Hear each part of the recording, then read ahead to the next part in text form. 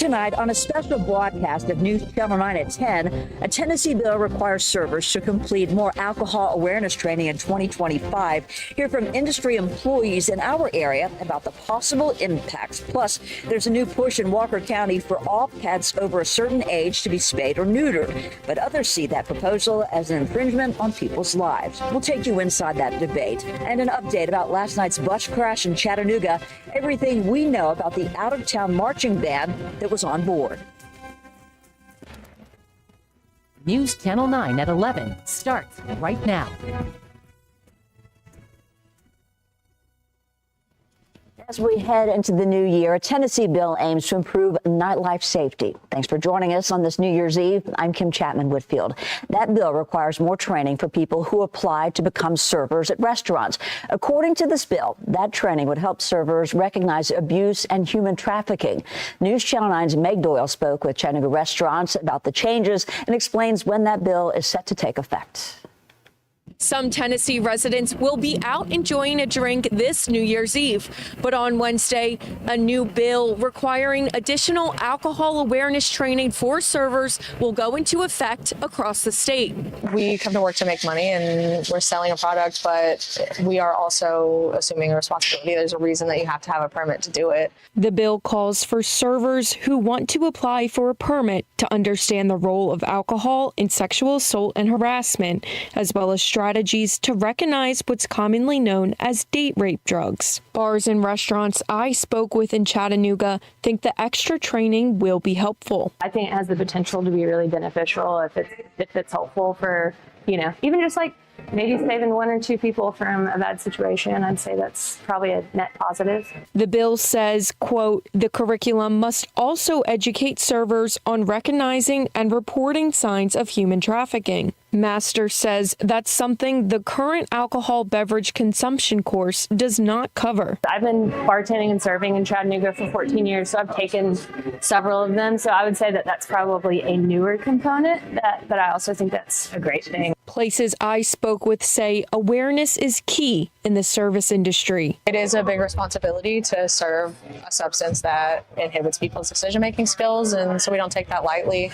So I think just kind of, no matter how busy we are, staying observant. And practices such as clearing unattended drinks. If someone's gotten up from the table and left their drink or even the bar and they haven't let us know that they're coming back or taking it with them, we just throw it away. We can make a new drink. As bars in downtown Chattanooga are gearing up for large crowds, they tell me safety is the top priority. Reporting in Chattanooga, I'm Meg Doyle. And that bill also says training must be at least 3.5 hours. Well, it's a windy start to New Year's Eve, but as we approach 2025 officially very shortly, the winds will start dying down overnight. But gradually temperatures are cooling down. 40s already, 30s at the higher elevations north and west, even a couple of snowflakes flying around. I'll show you radar coming up a little bit later. But as far as the wind speeds, they're down just a bit. We peaked out at a gust of 46 miles an hour at the airport earlier today. Wind gusts still around 15 to as high as 25 in spots. But again, overnight, those speeds gradually coming down and temperatures coming down as well. Upper 30s, low 40s by morning. And for the first day of 2025, a lot of sunshine back, but a bit chilly. More typical for this time of year. Highs mid to upper 40s. And again, not as windy. I'll have more details of what to expect for the next 7 days as even colder air is poised to move in.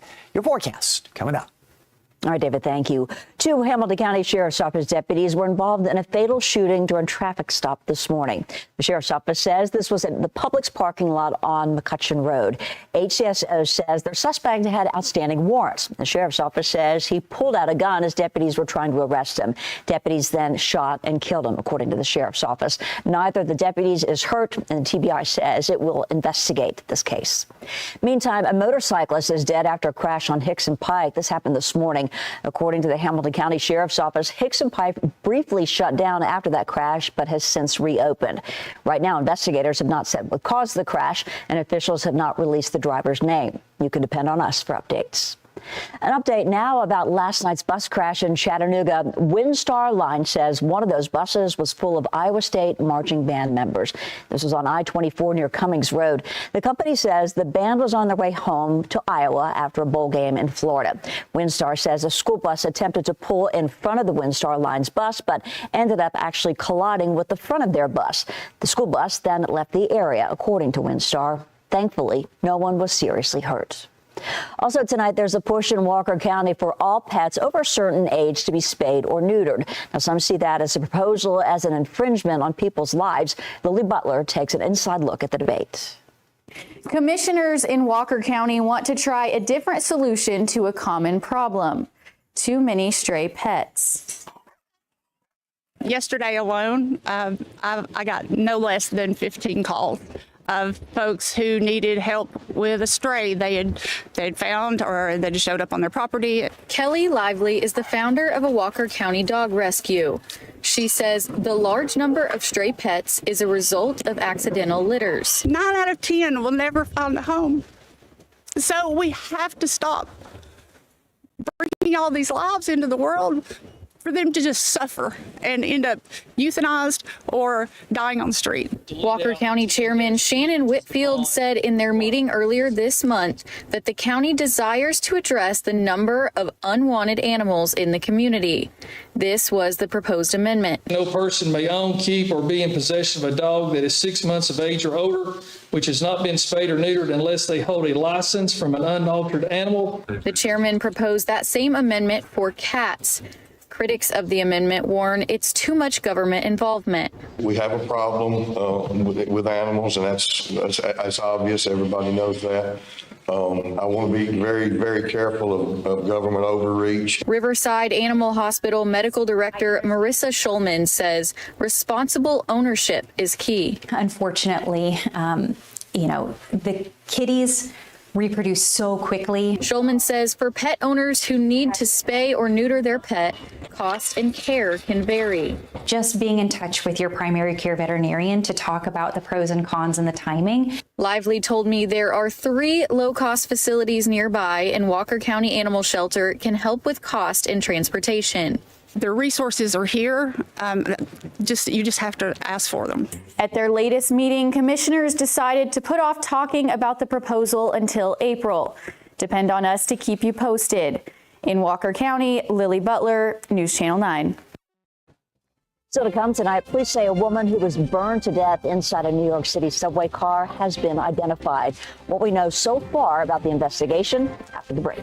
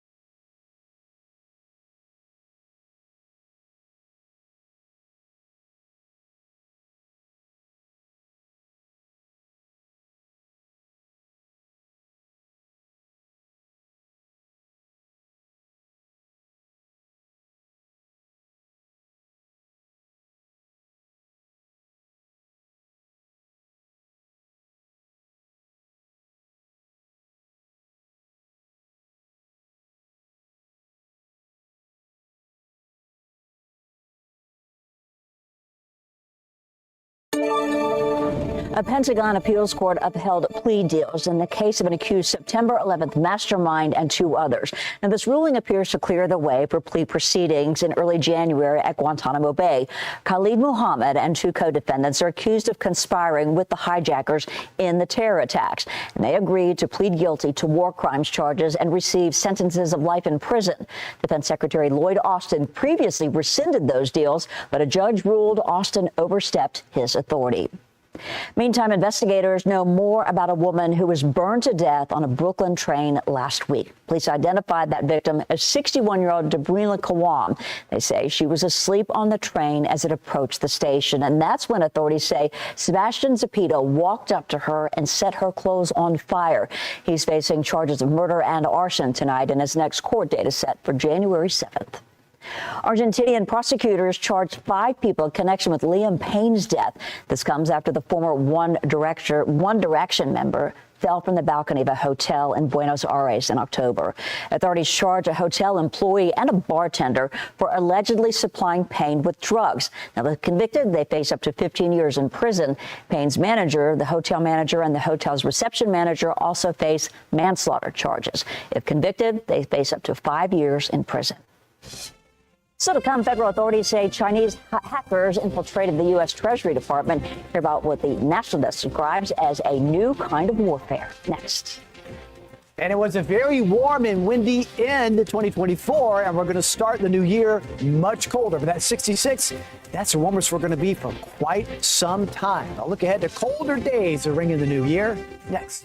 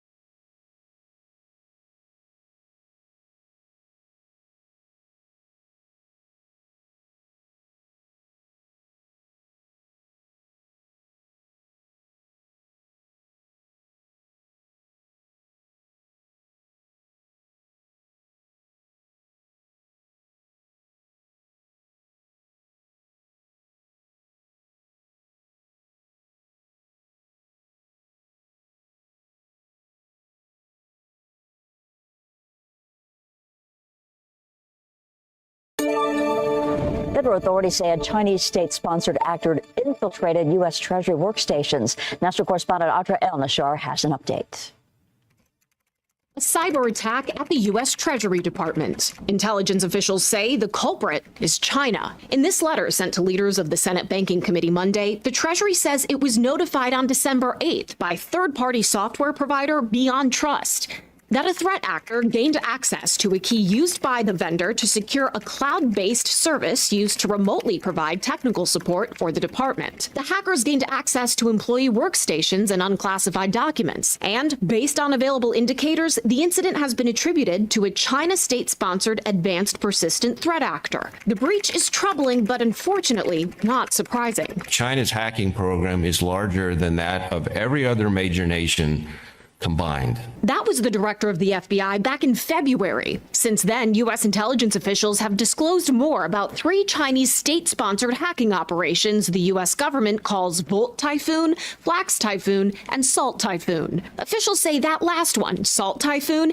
is responsible for what may be the largest telecommunications hack in American history. President-elect Trump's nominee for Secretary of State, Senator Marco Rubio. It is an egregious, outrageous, and dangerous breach of our telecommunications systems, a vulnerability that no one imagined or anticipated. Just days ago, Verizon and AT&T said they were breached by Salt Typhoon, but their networks are now secure. As of now, it's not known, at least publicly, if Salt Typhoon is behind the Treasury hack. China denies involvement in any of it. Here on Capitol Hill, there's robust bipartisan interest in addressing Chinese cyber threats, but there's one problem. Hundreds of thousands of cybersecurity jobs across the country remain vacant.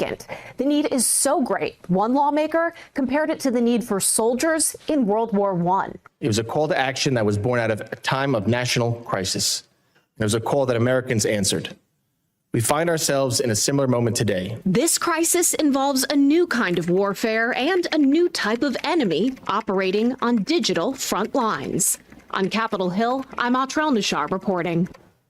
And you can scan the QR code on your screen now and vote on our question of the day, which is, do you think China is a threat to U.S. national security? You can scan the code with your phone's camera or go to newschannel9.com/question to vote. As I mentioned earlier, the peak gust at Level Field was 46 miles an hour this afternoon. Since that time, winds are gradually coming down, and tomorrow not nearly as windy to ring in the new year. 48 currently. The dew point's dropping, so the air's drying out. The breeze still from the northwest at around 8, so making it feel a little colder out there. But temperatures for the most part kind of holding steady. It'll take till very late tonight to ease back to the mid to upper 30s area wide. Already some 30s along the plateau, and the breeze still 15, close to 30 miles an hour, especially at higher elevations. But again, these speeds will come down.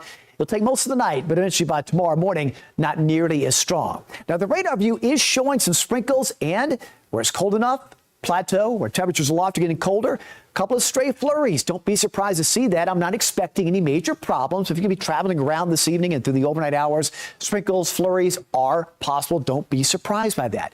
Most of the real snow going on farther north out across the Great Lakes, and more rain farther to the eastern half of the Ohio Valley. That is all now moving away, and the last of a trough that'll move on by and produce those sprinkles overnight. Once it swings on through and the low exits, high pressure settles in. That'll bring some calm to the wind tomorrow. It'll be a cooler day to kick off the new year, but nowhere near how cold it's going to be toward next week. Now, again, the wind speeds overnight dying down, and even tomorrow, not nearly as strong, 10 to around 15 at times, but not nearly the gusts we had today. So overnight, some sprinkles, some flurries around. Temperatures by morning, upper 30s, so right around the 40-degree mark. Throughout the day, clouds early, more sunshine through the afternoon, highs mid-40s, and really about the same, a very calm pattern all the way through Thursday. Temperatures early Thursday, upper 20s. Late day Thursday, sunshine back in mid to upper 40s. Another weak system rolls by on Friday, bringing more cold air and another round of flurries or snow showers across the usually favored spots north and northeast.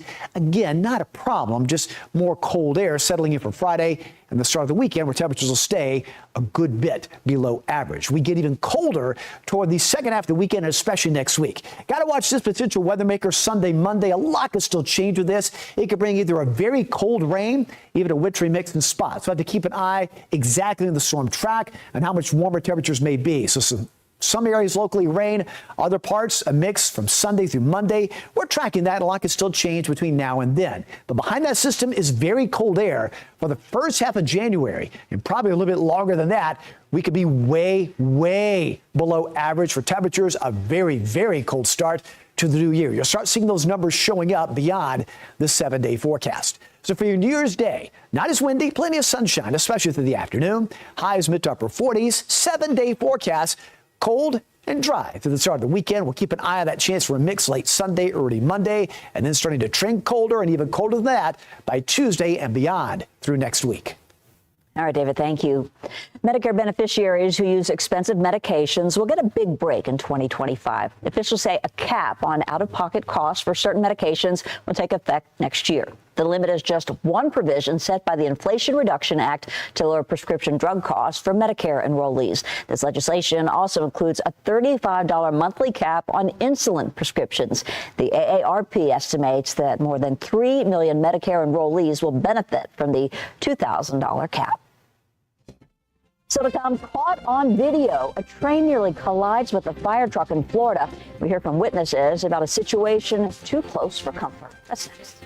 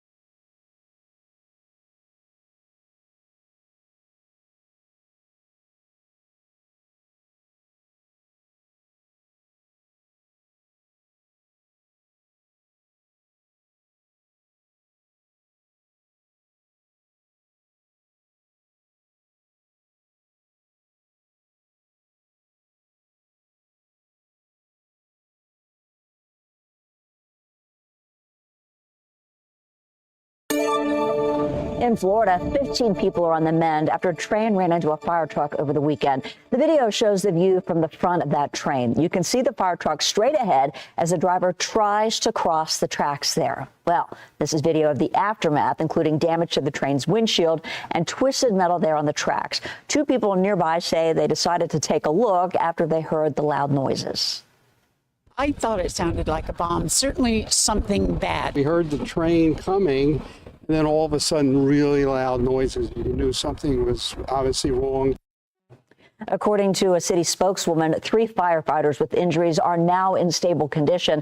A TV station there reports an investigation is underway. Meantime, in Fresno, California, some people want to know about a loud explosion from Sunday. Listen to this.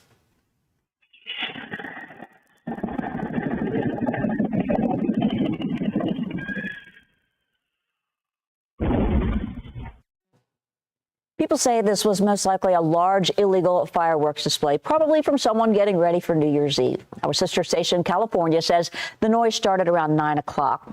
All right, stay right there. We will be right back with David Glenn and a final look at your forecast.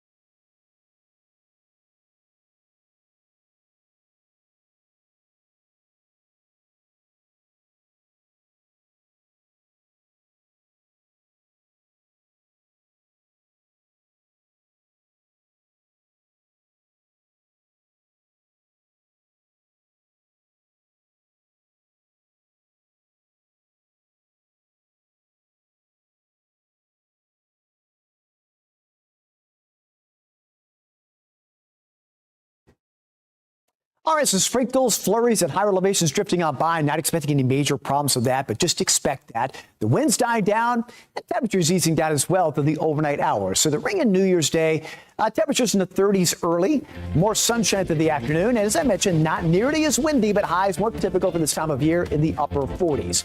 Colder, drier to end the weekend. We'll keep an eye on a potential wintry or wet system late weekend and early next week, and get ready for even colder days through much of next week. All right, David, thank you. And thank you for making News Channel 9 your choice for news. Our news continues 24 hours a day at newschannel9.com. Join us on Facebook and Twitter. Have a great night. Be safe and Happy New Year.